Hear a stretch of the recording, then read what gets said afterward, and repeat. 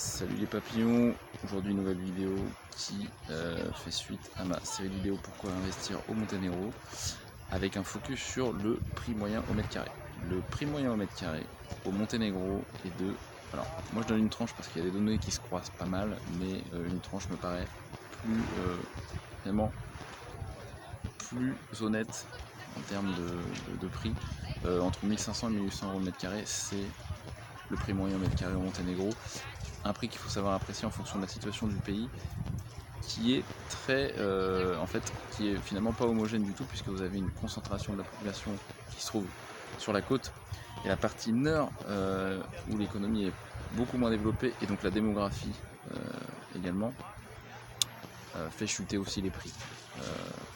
Donc la partie côtière, elle les fait remonter.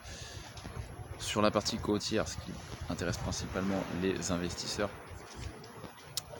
vous allez retrouver aussi différents prix. Il y a une partie sud et une partie nord de la côte. La partie sud étant la moins développée, tout simplement parce que c'est la partie la moins prospère, comme dans tous les pays en général, hein, l'Espagne, le sud de l'Espagne, le sud de l'Italie, le sud de la France. C'est souvent la partie sud d'un pays qui est la moins développée, la plus pauvre. C'est le cas pour le Monténégro. En l'occurrence, au nord, vous allez avoir des prix beaucoup plus importants au mètre carré.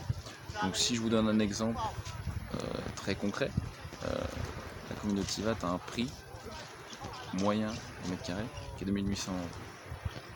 Avec à l'intérieur de cette commune des prix qui explosent, notamment au bord de la marina principale donc de Porto Monténégro.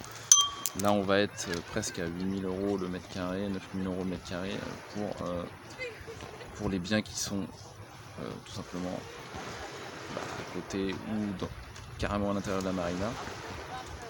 Donc ça c'est ce qu'il faut savoir par rapport à ce prix moyen mètre carré, et avec des prix qui vont descendre quand on va dans les arrières de la commune, mais quand même en gardant des vues mer et des belles situations aussi. Mais il faut savoir apprécier ce prix moyen au mètre carré de cette façon. Pour mon premier investissement, j'avais acheté donc une maison à Tivat, dans la commune de Tivat, que j'ai payé 1000 € le mètre carré. Et ce qu'il faut savoir, c'est que pour 1000 € le mètre carré, j'ai un bien qui est à rénover, une maison qui était à rénover. D'ailleurs, les travaux sont en cours. Et sur ce bien, il était meublé, fonctionnel, c'est-à-dire que tout fonctionne, l'eau, l'électricité, habitable, tout simplement. Et donc, ce n'est pas une ruine que j'ai achetée pour ce prix-là. Je préfère le préciser pour l'investisseur parce que c'est important. Il y a rénovation et rénovation. Rénovation totale où on n'a que des murs, c'est autre chose qu'une rénovation, on va dire, plutôt un rafraîchissement. Pour le coup, moi, c'est sur ce deuxième niveau de rénovation que je me retrouve sur ce bien. Donc 1000 € le mètre carré, avec une maison donc qui a la vue mer tout simplement, qui est à 400 mètres de la mer, à pied, sans problème. On arrive en 5 minutes à pied à peine, et on se baigne. Donc moi sur la partie Luchtitsa, avec donc une vue sur les bouches de Kotor, donc sur Porto Monténégro, sur Biella, etc. Donc c'est une maison qui est donc non mitoyenne, avec un rez-de-chaussée, un étage, une place de parking, un petit terrain. Le terrain n'est pas très grand, il me semble. On doit être sur une parcelle totale de 115 ou 100, entre 100 et 110 mètres carrés, je crois. J'ai plus les données en tête. Je suis désolé, j'ai pas de lunettes de soleil, donc je ferme un peu les yeux, mais ça me permet de résister au soleil qui est très fort. Là, on est en fin septembre là aujourd'hui, et je suis à la beach de Janitz, donc la plage de Janitz. Vous pouvez retrouver ça c'est sur la montagne de Luchtitsa. Donc pour en revenir au prix au mètre carré, donc sur la commune de Tivat, 1800 € le mètre carré, avec un bien rénové 1000 €, une petite négociation aussi qui s'est opérée bien sûr. Hein, j'ai dû négocier, j'ai bataillé dur pour avoir ce prix là. mais c'est tout à fait possible. Donc vous pouvez retrouver des prix intéressants quand vous achetez des biens aussi à rénover. C'est un peu plus difficile forcément de négocier quand vous n'avez aucun travaux, mais ça reste fort possible, surtout quand vous parlez la langue locale. C'est plus difficile de négocier en anglais, tout simplement. Alors, il y a plein de ventes qui se font en négociant en anglais, il n'y a pas de souci. Mais avec la langue locale, il y a un plus qui est vraiment très, très intéressant. Très intéressant pour négocier beaucoup plus, quoi, tout simplement. Donc moi, c'est sur ce schéma-là que je me trouve, puisque on a une équipe et tout le monde parle la langue serbe, donc ça permet aussi d'attaquer plus fort sur les vendeurs. Donc voilà, c'est la particularité de Chic Papillon. On a une équipe qui permet de négocier des biens, des visites, etc. Donc pour nous, c'est beaucoup plus facile. En anglais, ça se fait, je vous dis, il n'y a pas de souci. Mais il faut avoir un peu plus on va dire, des contacts quand même qui puissent vous permettre d'accéder aux biens en négociation avec la langue serbe. Je dirais que c'est un gain non négligeable par rapport aux offres que vous pouvez faire. Si je reviens au prix au mètre carré, donc comme je vous disais, si on part sur la localité de Ulcin, qui est vraiment au sud-sud, pas loin de la frontière avec l'Albanie, on est entre 500 et 800 euros le mètre carré. C'est cadeau, quoi, c'est cadeau. Maintenant, il faut savoir que, comme je vous dis, les infrastructures sont plus délabrées et on le sent, c'est moins développé.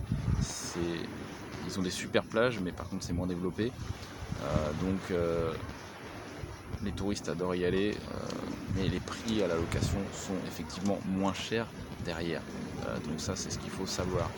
Donc moi, il me semble plus judicieux de se placer très proche des Bouches de Kotor, qui sont classées patrimoine de l'UNESCO, quand même une valeur incontournable. Et donc Luštitsa qui en fait partie, avec alors il y a le Luštitsa côté mer ouverte et puis côté Bouches de Kotor. Donc sur ces localités-là, il y a des gros investissements qui sont réalisés. Si je pense à Luštitsa Bay, Porto Novi juste en face, Marina Yacht, on parle de milliards d'euros quand même qui ont été investis sur cette zone. Et ça se voit, du coup, ça se voit. Donc si on est sur un profil d'investisseur, il me semble plus judicieux d'investir sur cette zone. Voilà ce que je pouvais vous dire par rapport au prix au mètre carré et comment il peut s'apprécier donc par rapport à votre placement dans la commune, vue mer, place de parking, quelle accessibilité bien sûr, et puis tout simplement, ce qu'il faut quand vous avez un bien, c'est vraiment, il faut une place de parking, parce que ça peut vraiment bloquer.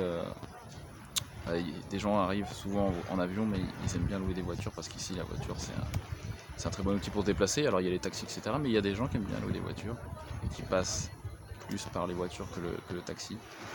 Donc essayez d'avoir une place de parking avec votre bien, et c'est une valeur sûre aussi pour la revente, tout simplement. Qu'est-ce que je peux vous dire par rapport au prix au mètre carré? Voilà, comme je vous l'ai dit tout à l'heure, vous avez accès à un paradis fiscal avec un prix au mètre carré qui est très faible, donc il faut mettre ça aussi on va dire, en ligne de mire quand vous achetez. Voilà, vous avez un prix au mètre carré qui est faible, mais vous avez accès à un paradis fiscal en devenant propriétaire. Donc c'est quand même quelque chose qu'il faut mettre en compte dans la balance, puisque je pense qu'à l'époque, si on vous avait dit qu'on pourrait atteindre des paradis fiscaux avec ce climat et puis cette situation géographique avec un prix assez faible au mètre carré, il y a beaucoup de chances que, si c'était Monaco par exemple à l'époque, au tout début de Monaco, c'est quand même quelque chose d'assez sympa de pouvoir avoir sa place dans ce type d'état qui favorise vraiment les entrepreneurs et puis les investisseurs, pour pouvoir développer aussi le pays, et puis derrière avoir des avantages non négligeables, et puis vous pouvez avoir une vie de roi aussi ici, sans dépenser des millions. Donc c'est aussi des paramètres qu'il faut mettre en compte aussi dans votre investissement. Donc voilà, le prix moyen mètre carré, 1800 € le mètre carré, entre 1500 et 1800 pour le pays, 1800 € sur la community VAT, ou sinon on va être vraiment voilà, entre 500 et voilà, 800 € le mètre carré. Je ne vais pas vous faire toutes les localités. Boudva, on est un peu au-dessus de Tivat. Boudva, on est plus vers les 2000 €, entre 2000 et 2200 € le mètre carré, prix moyen mètre carré. Et puis voilà, vous avez pas mal de localités. Il y a Kotor, et il y a Kotor aussi qui est très bien placé. Ce qu'il faut savoir, c'est que Kotor, c'est très peu ensoleillé. Bon, l'été, ça va parce qu'il fait très très chaud, donc c'est intéressant d'être un petit peu à l'ombre, mais il faut savoir que Kotor est très peu ensoleillé en l'occurrence.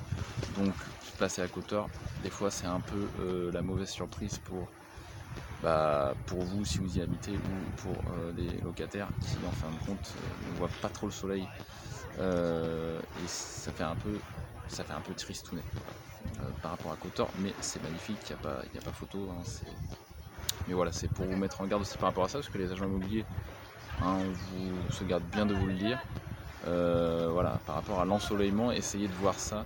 D'abord, vous n'avez pas besoin d'agent immobilier pour constater l'ensoleillement, vous pouvez venir voir sur place, et puis voilà, avec une boussole, vous savez où est le soleil, où il se couche, etc.